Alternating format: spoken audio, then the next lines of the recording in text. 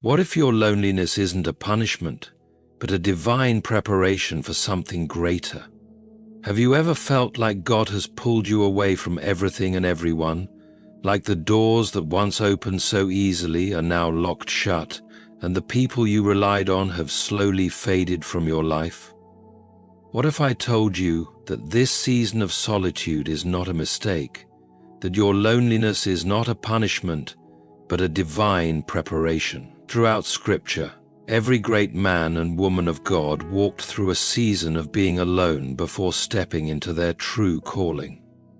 Joseph was thrown into a pit. Moses spent 40 years in the desert. David was anointed but had to return to tending sheep. Even Jesus himself withdrew into the wilderness before his ministry began. Why? Because solitude is where God shapes, refines, and prepares his people for something greater. If you feel unseen, forgotten, or lost in this season, I want you to stay with me, because by the end of this message you will see that your loneliness is not an accident. It is part of God's plan for you, and when you understand why, you will never see solitude the same way again. Are you ready to discover the purpose in your loneliness? Let's begin. Being alone is often seen as something to avoid, something uncomfortable or even painful. Yet, throughout history, God has used solitude as a tool to shape and refine his people. When God wants to do a deep work in a person, he often leads them away from the noise, the distractions, and the comforts of the world, bringing them into a place where he alone is their source.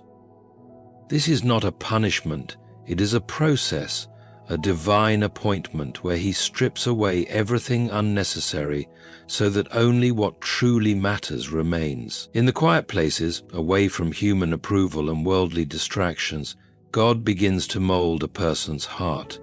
Just as a sculptor carves away at a block of marble to reveal the masterpiece within, so too does God use solitude to carve away the parts of us that do not align with his will. It is in the silence that he speaks the loudest, not always in words, but in transformation. Many of us long for clarity, for wisdom, for direction, yet we resist the very place where those things are found. Solitude is not emptiness. It is the fullness of God working in us, unseen by others but deeply felt within.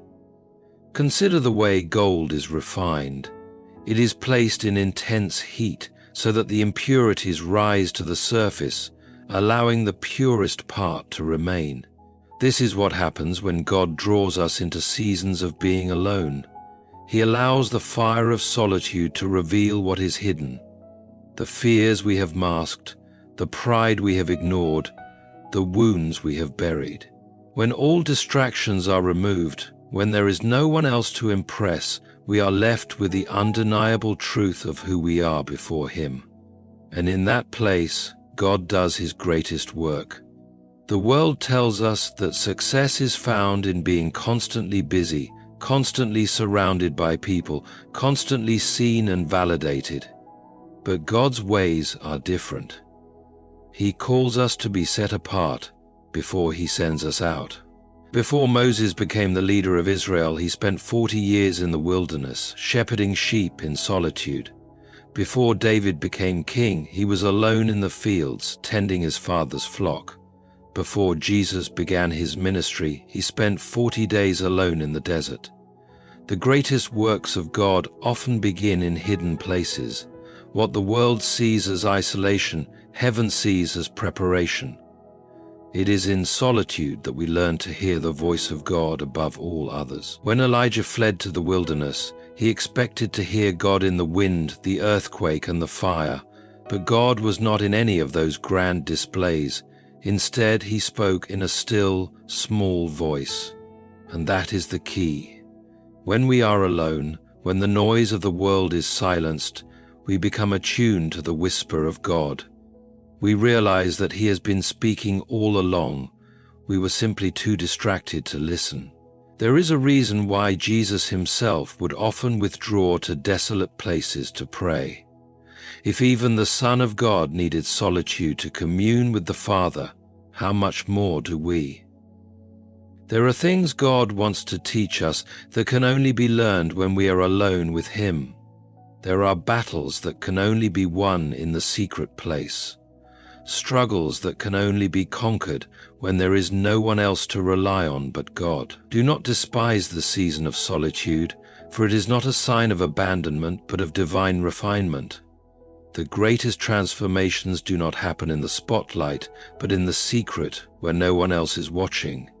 If God has drawn you away, it is because He is preparing you for something greater than you can imagine.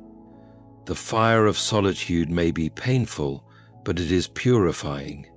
And when the time comes, you will emerge not as the same person you were, but as the person God always intended you to be. Before Jesus performed miracles, before He preached to thousands, before He walked the road to Calvary, He embraced solitude.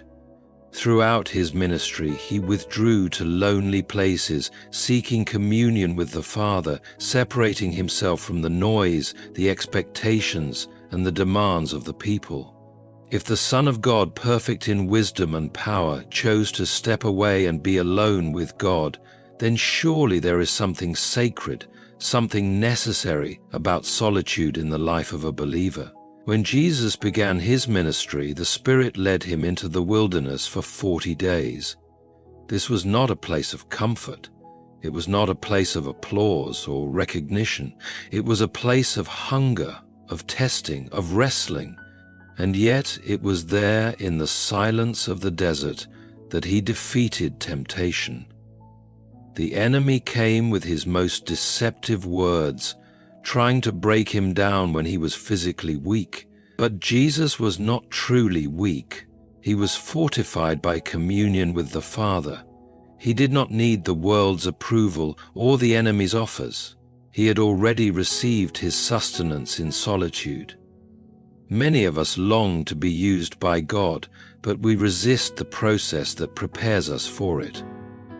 We want to see miracles, but we don't want the wilderness. We want to walk in power, but we avoid the lonely places where power is cultivated. Yet Jesus Himself showed us that before we can impact the world, we must first be alone with God. The wilderness is not a place of punishment, but of preparation. It is where we learn to depend solely on Him, to fight battles in the Spirit before facing them in the world. Even after His public ministry began, Jesus continually sought solitude. After performing miracles, He withdrew. After long days of teaching, He went up to the mountains alone. Before choosing His disciples, He spent an entire night in prayer by Himself. He understood something that we often forget. Our strength does not come from being seen, from being surrounded, or from constant activity. Our true strength comes from time spent alone with God, away from distractions, away from the voices of the world, where we can clearly hear the voice of the Father. In the Garden of Gethsemane, on the night of His greatest trial, Jesus again chose solitude. Though His disciples were nearby, they could not bear the weight of what He was carrying. This was a battle He had to face alone. He fell to the ground in deep anguish, wrestling with the suffering ahead, yet fully surrendered to the will of the Father. No crowd was watching, no disciples were applauding. It was just Him and God. And in that moment the greatest victory was won, not on the cross but in the garden, where He fully yielded His will. If Jesus needed solitude, how much more do we? If He, in His divine perfection, withdrew to be alone with the Father, how can we expect to fulfill our calling without doing the same? We often resist loneliness, fearing it as a sign of weakness or insignificance. But Jesus shows us that solitude is not weakness, it is power. It is where we learn to trust God fully, where we are refined, where we prepare for what is ahead. The world will always pull us toward distraction, but God calls us to the quiet place, the secret place, where our souls are strengthened in His presence. When God pulls us into solitude, it is not to isolate us for harm, but to equip us for purpose. If Jesus had to step away to be with the Father, If he needed the wilderness, the mountains, the garden, then we must recognize that our own seasons of solitude are not burdens. They are divine invitations. They are not moments of abandonment, but of deep preparation. The same God who met Jesus in the wilderness, in the mountains, in the garden, is waiting to meet us in our solitude as well. Loneliness is a feeling, but being alone is a fact of life. There are moments when we will feel the deep ache of isolation, where it seems like no one understands, no one sees, and no one truly cares. It is in these moments that the enemy whispers lies, telling us that we are forgotten, unloved, and abandoned. Yet nothing could be further from the truth. The enemy distorts what God designs for good. He takes solitude, a place where God speaks, and twists it into loneliness, a place of despair. But the presence of God is not dictated by our emotions. His nearness is not based on whether we feel Him. He is there, working, moving, refining, even in the silence.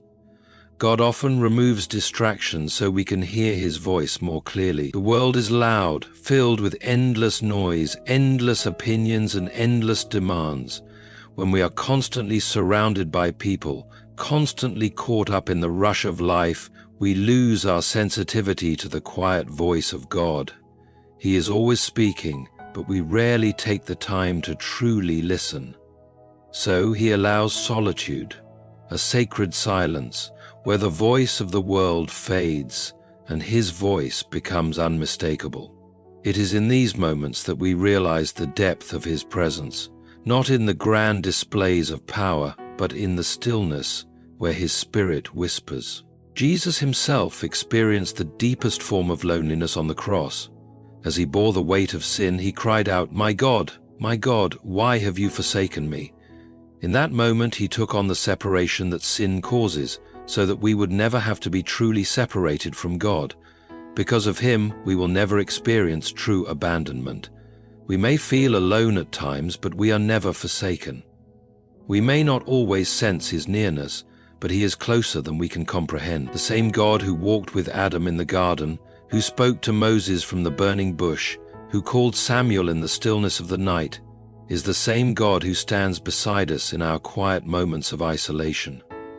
When we embrace solitude as a gift rather than a curse, we begin to see it as God sees it. It is not a void, but a space filled with His presence. It is not a punishment, but an opportunity. It is where we come to know Him in ways that the busyness of life could never allow. The pain of loneliness fades when we recognize the beauty of being alone with God. In those moments, we are not truly alone. We are in the presence of the One who has been waiting for us all along. Growth is never immediate. It is a process, often slow, often unseen, and often uncomfortable. Yet every living thing that God has created follows the same pattern. Before there is visible growth, there is hidden development.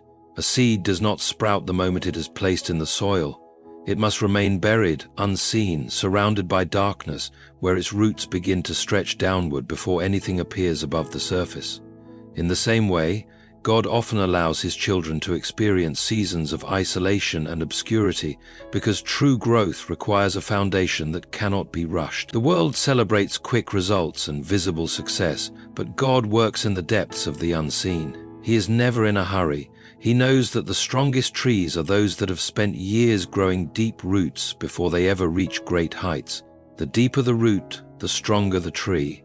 Without this process, growth would be fragile, easily swayed by the storms of life, easily uprooted when difficulties arise. Many desire the fruit of spiritual maturity, the strength of unwavering faith, and the wisdom that comes from walking with God, yet they resist the process that produces these things. God does not simply give strength, He develops it in the quiet, in the waiting, in the seasons when no one else is watching. David was anointed as king long before he wore the crown, yet his journey to the throne was not immediate. Before he ruled, he spent years alone in the fields, tending sheep, learning to fight battles in secret. No one saw him when he killed the lion and the bear. No one applauded when he faithfully protected his flock. Yet it was in these unseen victories that God was preparing him for something greater. When the moment came to face Goliath, David was ready. not because of sudden courage, but because of years spent growing in solitude. His strength was not developed in the spotlight, but in the hidden places where only God was watching. The greatest preparation happens in isolation. God removes the noise so that we can be refined without distraction. It is in these quiet seasons that pride is stripped away, that patience is cultivated, that faith is deepened. These are the moments that determine who we will become. A warrior is not trained on the battlefield, but in the wilderness.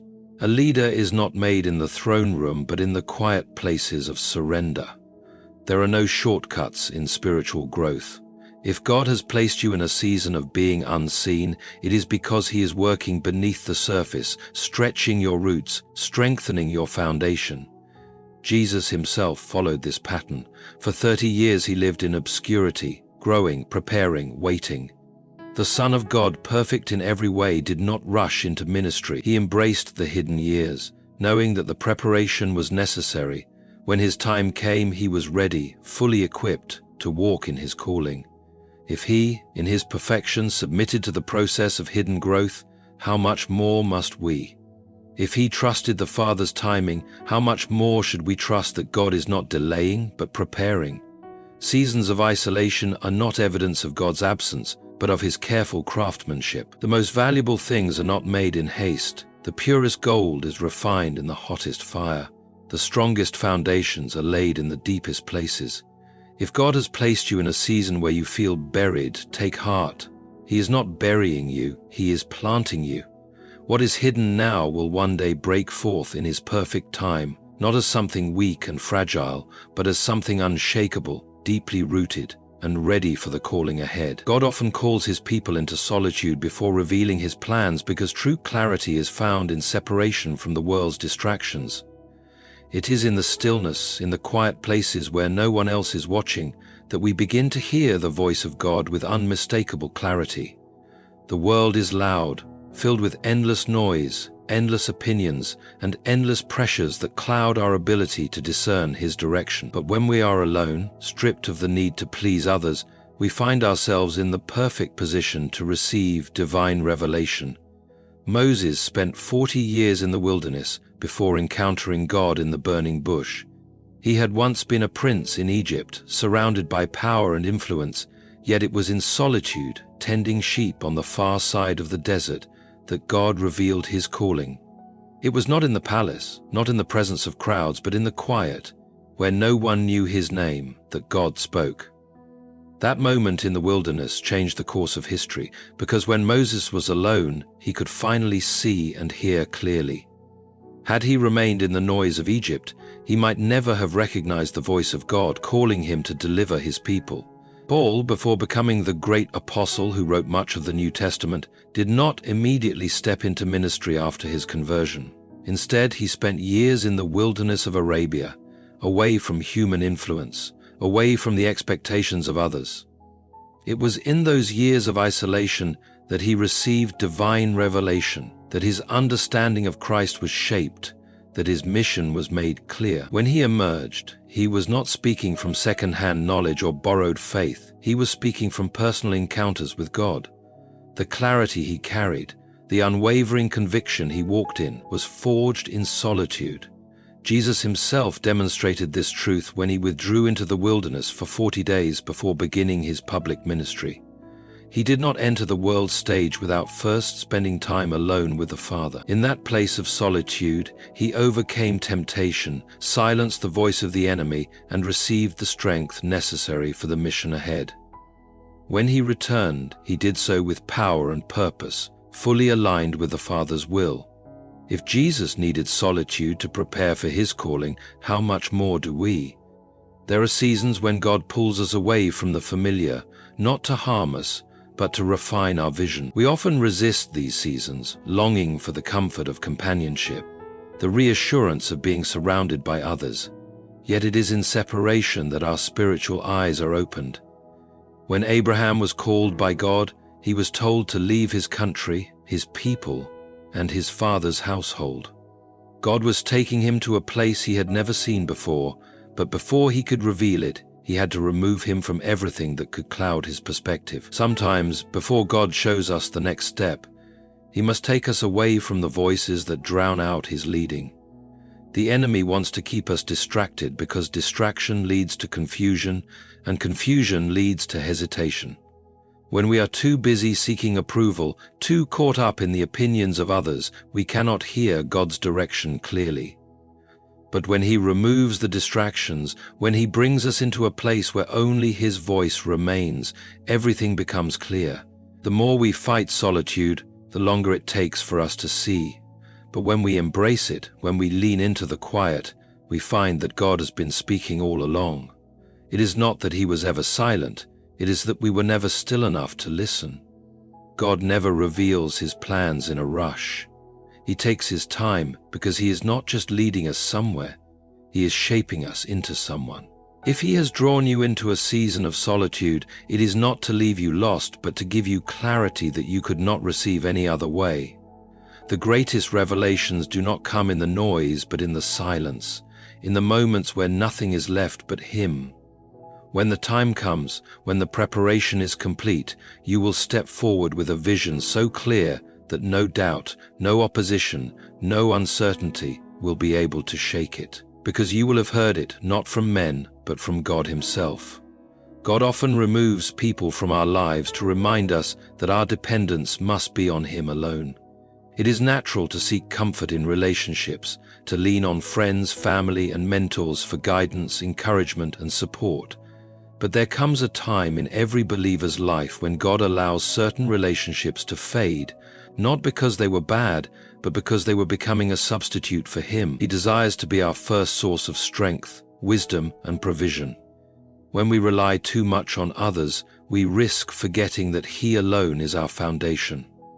Job was a man who had everything, family, wealth, and influence, yet in a single moment everything was stripped away.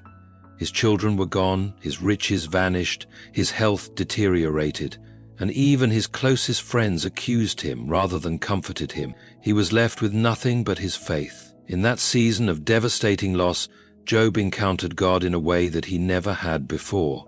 He had once known God by reputation, by the things he had heard, but through his suffering and solitude, he came to know God personally. In the end, God restored everything Job had lost, but more importantly, Job walked away with a revelation of God that was deeper than anything he had ever experienced. There are times when God allows the people we depend on to be removed, so that we learn to depend on him fully. Even Jesus experienced this. On the night of his arrest, his disciples, those who had walked with him, learned from him, and vowed to stand by him, fled in fear. Peter, the one who swore he would never deny him, did so 3 times. In his greatest hour of need, Jesus stood alone. But he was not truly alone, because the Father was with him. In that moment, he showed us what true faith looks like. Not faith that depends on human companionship, but faith that stands unshaken even when everyone else has left. Paul, one of the greatest apostles, also faced abandonment. He wrote with sorrow that Demas, a former companion in ministry, had deserted him. He stood trial with no one to support him, yet he declared, "But the Lord stood with me and strengthened me." This is the lesson God teaches in solitude. When everyone else is gone, he remains. People may leave, friends may fail, but God is faithful. He is the one who never walks away, never turns his back, never grows weary of carrying us. It is in these moments of being stripped of human support that we finally learn to lean fully on him. When we place too much weight on human relationships, we risk disappointment. People are imperfect. Even the most well-intentioned friends will fail us at times. But God does not fail. He does not forget. He does not grow tired of us. He is not too busy. Sometimes he has to remove the very people we cling to so that we realize he is the one we should have been clinging to all along. It is in these times of loneliness that we learn to trust him completely, to find our comfort in his presence rather than in human companionship. Abraham had to leave his father's house before he could walk into his calling.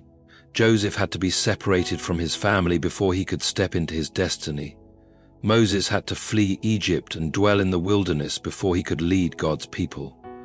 Over and over, Scripture shows that before God does something great, he removes every crutch, every earthly dependency, and leaves his chosen ones alone with him. It is painful, but it is necessary because He is not just preparing us for the blessing, He is preparing us to carry the weight of it. He does not want us to build our faith on temporary relationships, but on the eternal foundation of His presence.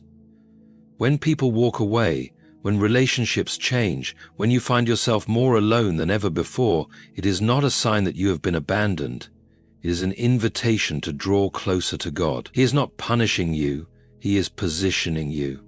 He is not taking something from you, He is giving you something far greater, an unshakable relationship with Him. The people He removes for a reason. The space He creates is space He wants to fill. What feels like loss is actually gain, because when you have Him, you have everything. God uses seasons of solitude to transform us into who He has called us to be. Many desire to walk in their purpose, to fulfill the calling placed on their lives, but they do not realize that the preparation often comes in the quiet, in the hidden places, away from the applause of the world. The refining work of God is not done in the spotlight, but in the secret, where no one sees, where no one notices. It is in these moments that God does His deepest work, shaping not just what we do, but who we are. Before a vessel can be used, it must first be formed. Clay in the hands of a potter must be molded, pressed, and refined through fire before it is ready for use. If it is taken out of the process too soon, it will not be strong enough to hold anything. If it is shaped improperly, it will not fulfill its intended purpose. In the same way, God does not send His people unprepared into their calling. He molds them, presses them, refines them, and strengthens them until they are ready to carry what He has for them. This process is often done in solitude, where the distractions are removed, where the heart is tested, and where faith is deepened. Moses spent years in the wilderness before stepping into his destiny. As a prince in Egypt, he had knowledge, power, and position, but it was not until he was alone, tending sheep in the desert, that he became the man God would use to lead His people. The wilderness was not a delay, it was preparation. The solitude was not a punishment, it was transformation. Had he not gone through that season, he would not have been ready for the weight of his calling. God does not rush His process because He is not just interested in what we do, but in who we become. David was anointed as king long before he wore the crown. After his anointing, he did not immediately step into his role. Instead, he returned to the fields, to the place of solitude, tending sheep while God shaped his heart. The skills he learned in the quiet, in the unseen battles, were the very skills that would prepare him for the throne. Had he been placed in kingship too soon, he would not have had the character to sustain it. God knew that before David could lead a nation, he had to first learn to be a shepherd.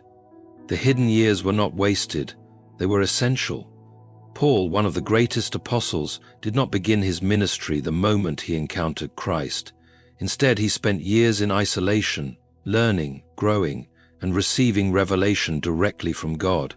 When he finally stepped into his mission, he did so with unshakable conviction, with a faith that could not be moved by opposition, because it had been forged in the fire of solitude. His strength was not built in the public eye, but in the secret place, where God was his only teacher, his only source of wisdom and strength. Even Jesus submitted to this process. Though he was the Son of God, he spent 30 years in obscurity before beginning his ministry. He lived a life unseen, a life of quiet preparation, before stepping into his divine mission. When the time came, he was ready, not because he rushed ahead, but because he allowed the Father to prepare him fully. If Jesus, in all his perfection, embraced the process of solitude, how much more must we? God does not call people into greatness without first preparing them for it. He removes every impurity, every weakness, every false dependency, until all that remains is a vessel that is completely surrendered to Him. The waiting is not empty. The solitude is not meaningless. It is in these seasons that we are transformed, that our hearts are tested, that our faith is strengthened, and that our character is refined. If you find yourself in a place of isolation, do not despise it. God is not holding you back, He is building you up. When the time comes, when His work in you is complete, you will emerge stronger, wiser, and fully prepared to carry the purpose He has placed on your life. When we look back at the journey of faith, we see that being alone is not a mistake, nor is it a punishment. It is part of God's divine plan. Solitude is where He refines us, where He speaks, where He strengthens our foundation. It is where He removes distractions so that we can see Him clearly, where He deepens our roots so that we can stand firm, and where He teaches us to rely on Him above all else.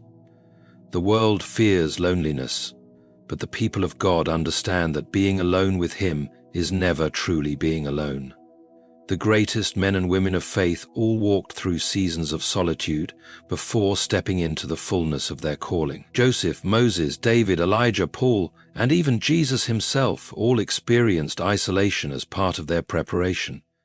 If God is allowing you to walk through such a season, it is because He is doing something in you that cannot be accomplished any other way. So do not resist the silence. Do not fight against the solitude.